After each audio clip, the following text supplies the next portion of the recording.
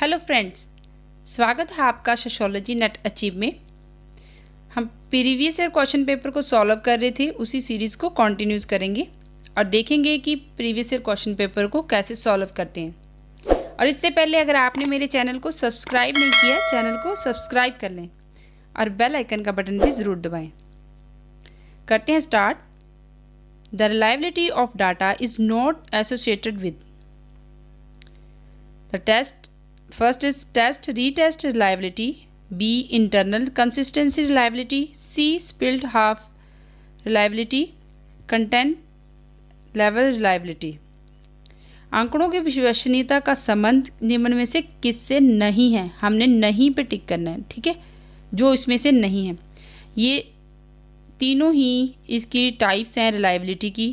Test retest विश्वसनीयता होता है जब एक ही व्यक्ति अलग अलग समय पर एक ही परीक्षा 2 बार दे और उसके दोनों परीक्षा देने के बाद जो अंक आए हैं उनके बीच में सहसंबंध देखेंगे कि वो वैसे ही सेम आ रहे हैं, तो वो रिलायबल है। आंतरिक कंसिस्टेंसी विश्वसनीयता में है कि जब हम उत्तरदाता से प्रश्नों के उत्तर पूछ रहे हैं, जहाँ उनको सर्वे के लिए कोई फॉर्म फिल करने को दिया है, तो वो सभी उत्तरों के आंसर अपने पूरे फिल करें, ठीक है। जैसे सहमत और असहमत विकल्प दिए हैं उनको, वो उससे सहमत हैं या नहीं। जैसे कोई कंपनी अपने ग्राहकों से उन ग्राहक सेवा से संतुष्ट है या नहीं, ये पूछने के लिए उनको इनका सर्वे करेंगे, तो उनको विकल्प देंगे कि वो उससे सहमत, क्वेश्चन देंगे 2-3 और पूछेंगे कि वो उससे सहमत है या नहीं, तो वो उसको फिल करेंगे। अगर असहमत होंगे तो सभी मैक्सिमम असहमत का डाटा आ रहा है तो वो रिलायबल कंसिस्टेंसी है। अगर सहमत का आ रहा है तो वो भी रिलायबल कंसिस्टेंसी है। स्प्लिट हाफ विश्वसनीयता, इसमें डाटे को 2 टाइप में बांट देंगे, 2 भागों में आधा आधा कर देंगे, ठीक है।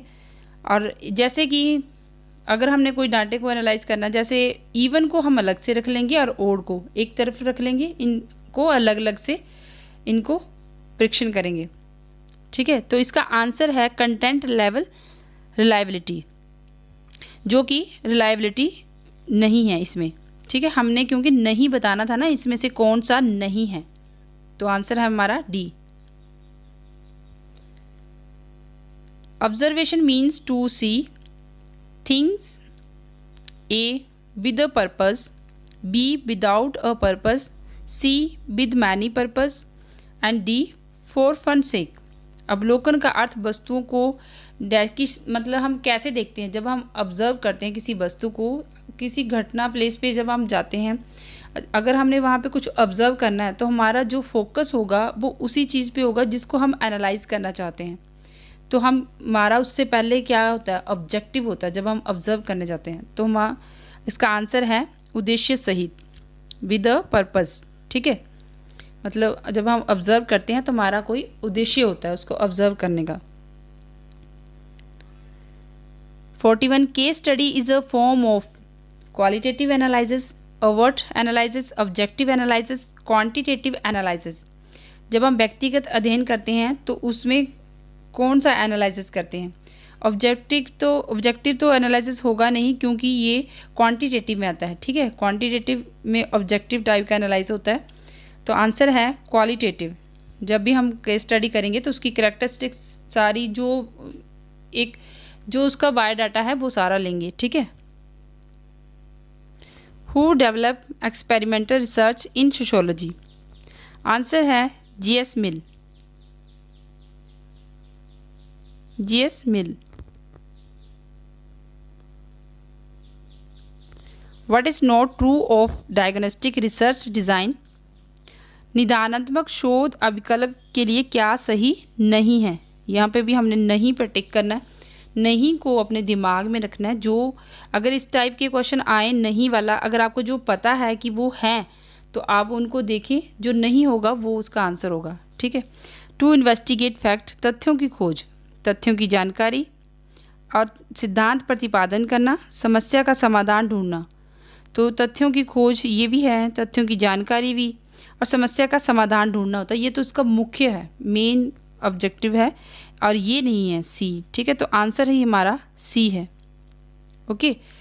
देखो जब हम इसमें तथ्यों की खोज करते हैं कि कौन सी, जब डॉक्टर कोई बीमारी का पता लगाते हैं, इलाज करते हैं, तो वो बीमारी का पता लगाते हैं कि इसको क्या प्रॉब्लम है, ठीक है, तो उसमें वो डायग्नोज करता है। Next is when the list of question is filled by the researcher himself it is called. जब प्रश्नों की एक सूची को बनाया जाता है तो फिर शोधकर्ता जो रिसर्चर है, वो जो प्रश्न पूछ रहा है वो उनको खुद ही फिल करता है और सामने वाले से पूछता है, और वो जो सामने वाला उत्तर देने वाला वो उत्तर देता है, और उसको बोलते हैं अनुसूची, शेड्यूल। क्वेश्चनेयर में होता है कि क्वेश्चन जो दिए होते हैं, जो आंसर दे रहा है वो उसको खुद ही फिल करता है और आंसर दे देता है। शेड्यूल में रिसर्चर पूछता है और जो आंसर देने वाला है वो आंसर बोलता जाता है, और मतलब अपना आंसर सहमत है या नहीं सहमत है अपना विकल्प देता जाता है, और शेड्यूल में वो रिसर्चर खुद भरता है उसको। और ज़्यादातर जब कहीं ऐसे सर्वे करना है वहाँ पे अनपढ़ व्यक्ति हैं तो वहाँ पे शेड्यूल का ही यूज़ किया जाता है। मेल क्वेश्चनेयर, ये क्वेश्चनेयर की टाइप हैं। ओपन क्वेश्चनेयर, ये भी क्वेश्चनेयर की टाइप हैं। जब मेल करके क्वेश्चन को सेंड किया जाता है और फिर पूछा जाता है तो इसको मेल क्वेश्चनेयर कहते हैं। ओपन क्वेश्चनेयर में आता है कि जब क्वेश्चन ओपन ही होते हैं कि वो अपनी तरफ से बोल सकते हैं। Who said working hypothesis is the first step in scientific method? चरण है, किसने कहा कि काम चलाऊ होता है हाइपोथीसिस, ठीक है, वर्किंग हाइपोथीसिस। ये उपकल्पना वैज्ञानिक विधि का एक प्रथम चरण है, ठीक है। जब भी हम कोई वैज्ञानिक विधि, कोई रिसर्च करनी है साइंटिफिक मेथड से, तो सबसे पहले हम एक टेंटेटिव स्टेटमेंट बनाएंगे। जैसे कि कोई घर बनाना है तो हम पहले उसका एक डिज़ाइन बनाते हैं कि यहाँ बाथरूम, यहाँ रूम, यहाँ ड्राइंग रूम ऐसा होगा, हम एक डिज़ाइन बनाते हैं। वैसे ही टेंटेटिव स्टेटमेंट है जिसको हम हाइपोथीसिस कहते हैं। Is it clear? Participant observation is related to, सहभागी अवलोकन से संबंधित है। सहभागी अवलोकन तब होता है जब हम किसी को ऑब्जर्व करना है ना, जब हम ऑब्जर्व करना चाहते हैं तो उसके साथ हम पार्टिसिपेंट कर रहे हैं। जैसे सपोज किसी पार्टी का अगर आपने ऑब्जर्वेशन करनी है तो उनके साथ जाना पड़ेगा, उनको देखना पड़ेगा, उनके साथ फील्ड वर्क करना पड़ेगा। आंसर है field work. Which of the following is not a type of non probability sample? First, convenience sample, systematic sample, snowball sample, hazard sample.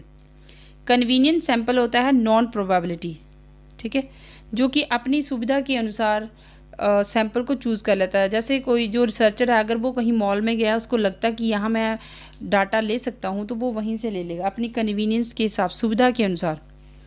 और सिस्टमैटिक होता है कि जब जैसे सिस्टमैटिक चलना, जैसे 2 लिया है, 2 के बाद 4, 4 के बाद इसमें 2 को छोड़ा जा रहा है, फिर 4, फिर 6, फिर 8, ऐसे करके सिस्टमैटिक लेना सैंपल को रैंडमली। ये तो रैंडम सैम्पलिंग है, प्रोबेबिलिटी सैम्पलिंग है। स्नोबॉल सैंपल है जब एक व्यक्ति को इन्फॉर्मेशन ली है उससे, फिर उससे 2 बंदों की इन्फॉर्मेशन ली, इन 2 बंदों से फिर आगे 2 बंदों की इन्फॉर्मेशन ली। स्नोबॉल सैम्पलिंग, उससे आगे आगे इन्फॉर्मेशन निकालते जाएंगे, ठीक है। इसमें बाकी सभी नॉन प्रोबेबिलिटी सैम्पलिंग है। जो बी है ये सिस्टमैटिक सैम्पलिंग, ये रैंडम सैम्पलिंग है, इसको प्रोबेबिलिटी सैम्पलिंग कहते हैं। तो आंसर है B. When high scores on one variable coincides with low scores on the order, it is a case of। जब एक चर से संबंधित उच्च समक दूसरे चर के निम्न समूहों के से मेल खाते हैं, मतलब उच्च और निम्न के चर से मेल खाते हैं, तो उसको कहते हैं इनवर्स रिलेशनशिप, प्रतिलोम संबंध। A tentative statement which is the level to prove or disprove is called। अभी मैंने पीछे बताया कि जो टेंटेटिव स्टेटमेंट होती है वो हाइपोथीसिस होती है। हाइपोथीसिस में 2 स्टेटमेंट ली जाती हैं, एक नल हाइपोथीसिस और अल्टरनेटिव हाइपोथीसिस। इसमें प्रूव करना होता है, एक तो प्रूव होती है, दूसरी डिसअप्रूव हो जाती है, ठीक है। हम कोई भी साइंटिफिक रिसर्च करते हैं उससे पहले हाइपोथीसिस बनाते हैं। In a colony family over time are classified as, ये नंबर दिए हैं, सीरीज दिए हैं, ईयर्स।